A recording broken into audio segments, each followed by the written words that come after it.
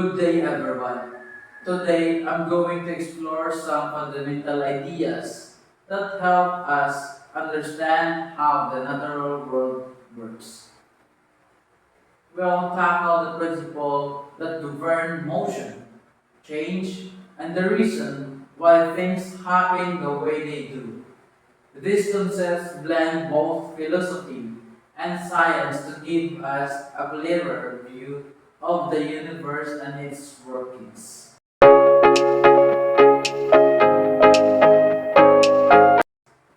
Why principles are important? When we think about learning, we start by figuring out the basics. Just like when we solve a puzzle, we begin with a larger picture and break it down into smaller pieces. In physics, this process is essential because it allows us to understand the forces and the laws that shape our world. Take a tree, for example.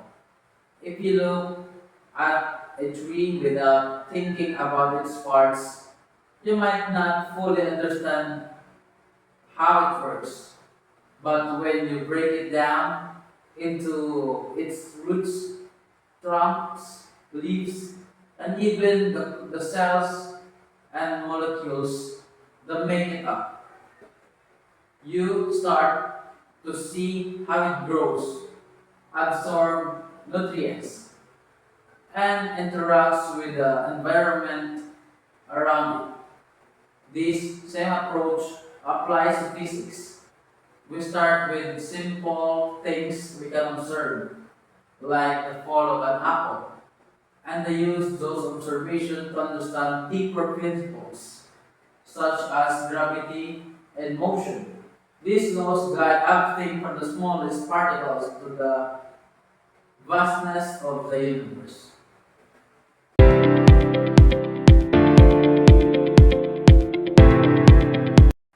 Is the universe based on one thing or many?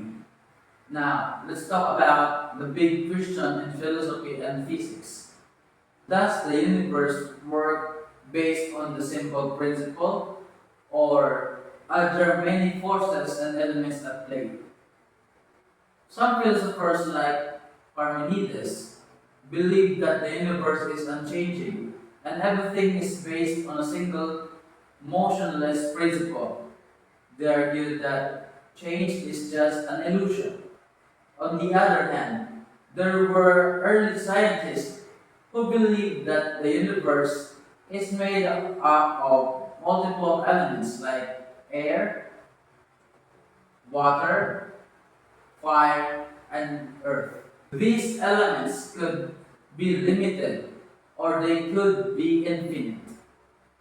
The idea here is that the universe isn't just one thing, but a combination of forces and principles that interact in different ways. For example, think of hot and cold, or dense or rare. These opposites are essential for things to exist and interact.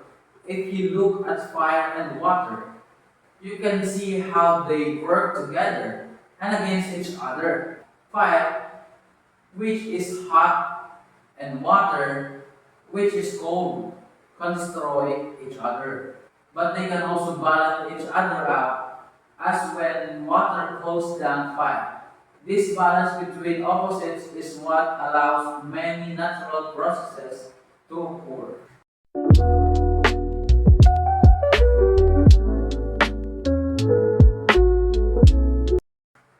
How natural and artificial things differ. For example, natural things. These are things like plants, animals, and natural elements, such as water and air. They have their own built-in principles that allow them to change and move on their own. For instance, a plant grows towards the sunlight naturally. It doesn't need any outside force to make that happen.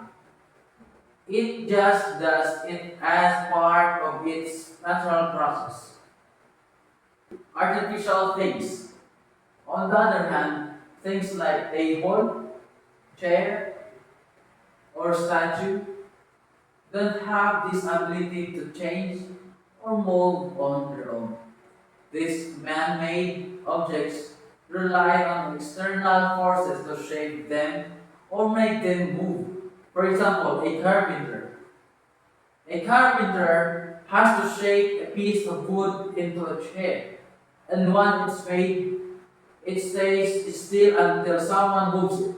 This difference shows that nature has its own internal logic and principles that govern how it changes, while man-made objects rely on human effort and design.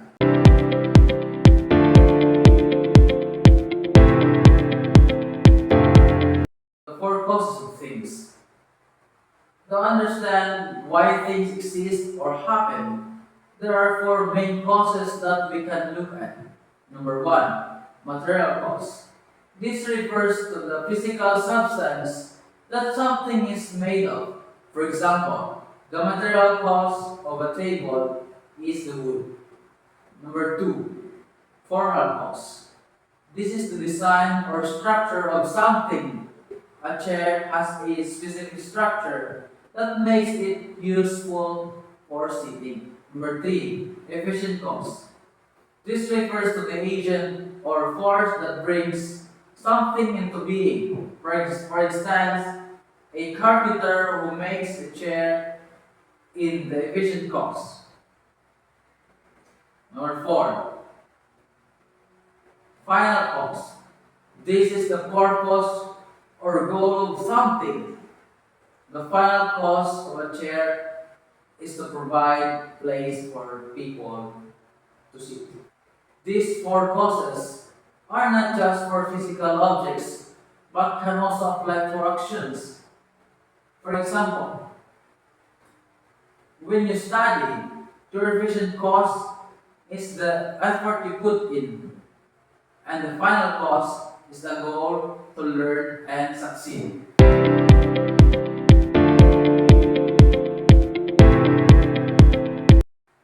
Chance and spontaneity in nature. It talks about how things happen by accident or without any clear intention. There are two key ideas here. Number one, chance. This happens when something unexpected occurs while you are doing something on purpose. For example, you might go to a cafe to study, but accidentally bump into an old friend. That's an example of a chance. Spontaneity. This is when something happens naturally without any specific intention. For example, leaves falling off trees in the wind is an event that happens on its own without any purpose. While these events might seem random, they are still part of the larger system of nature. In the case of leaves falling, it might seem spontaneous, but it's actually a natural part of the life cycle of a tree.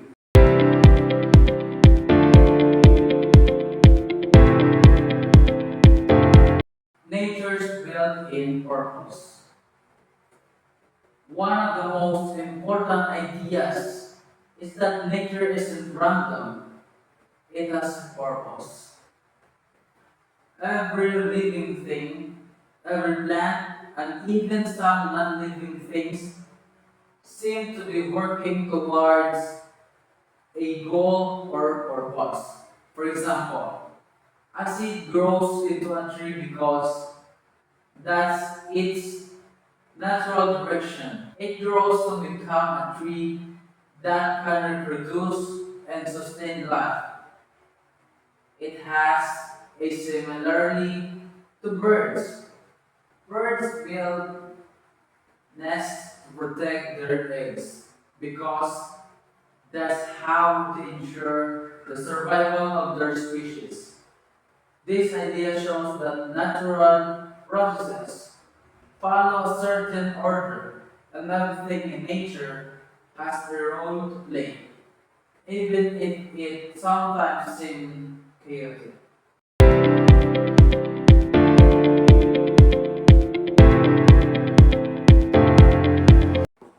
Connecting to physics. Although these ideas come from philosophy, they are still deeply connected to physics. At its core, physics is about understanding motion, change, and principles that guide them. By studying causes and effects, like why objects fall or how energy moves, we see how these philosophical principles still apply in the world of physics. Physics doesn't just study random events, it seeks to understand the underlying reasons why things happen the way they do.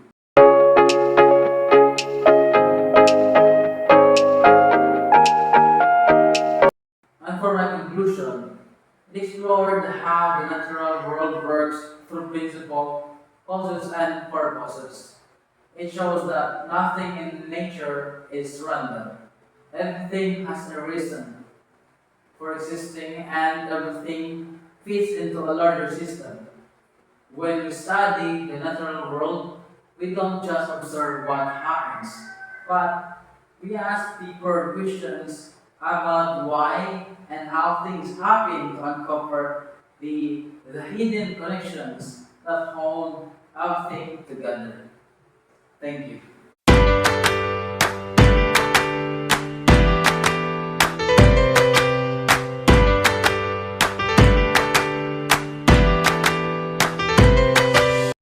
Did you know that Aristotle, the famous philosopher, didn't just sit around thinking about deep questions?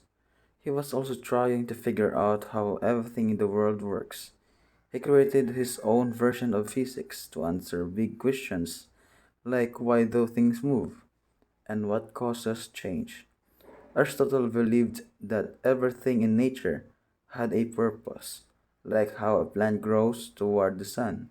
So his physics wasn't just about observation, it was about understanding and why behind everything, laying the groundwork for the study of the natural world.